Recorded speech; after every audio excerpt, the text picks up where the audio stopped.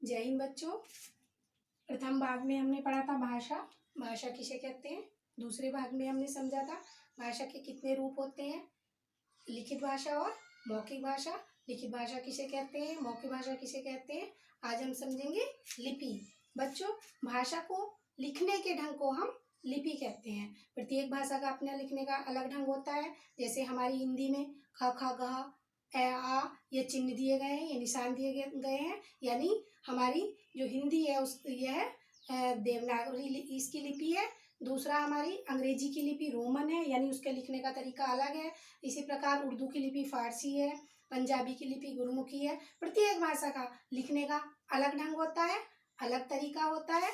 तो हम इस प्रश्न को याद करने के लिए इसको लिख लेते हैं। लिपि किसे कहते हैं।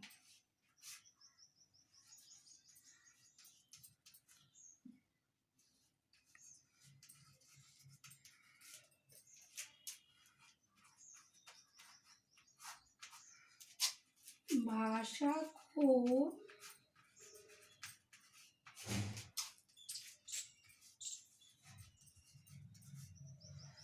लिखने के ढंग को लिपि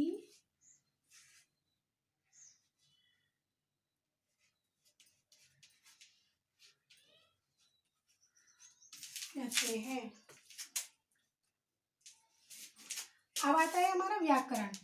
व्याकरण वह शास्त्र है जो हमें भाषा के शुद्ध रूप का ज्ञान कराता है। यानी हमसे व्याकरण को समझने के लिए कुछ नियम बनाए गए हैं, जिससे हमें बोलने में कोई गलती नहीं हो, लिखने में कोई गलती ना हो, पढ़ने में कोई गलती नहीं हो। जब तक हमें व्याकरण की जानकारी नहीं होगी तो न तो हम शुद्ध बोलना सीख पाएंगे, न शुद्ध पढ़ना सीख पाएंगे और न शुद्ध लिखना सीख पाएंगे। यानी व्याकरण वह शास्त्र है जिसके द्वारा भाषा के शुद्ध रूप का ज्ञान होता है।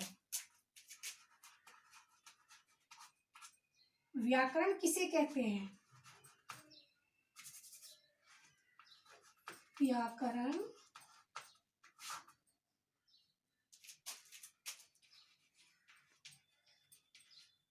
किसे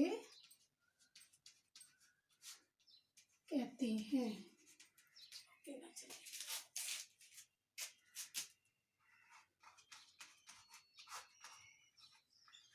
व्याकरण वह शास्त्र है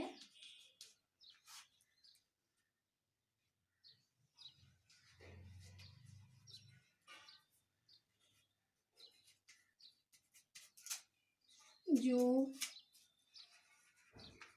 भाषा के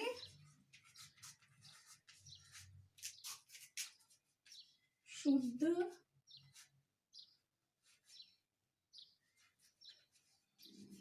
रूप का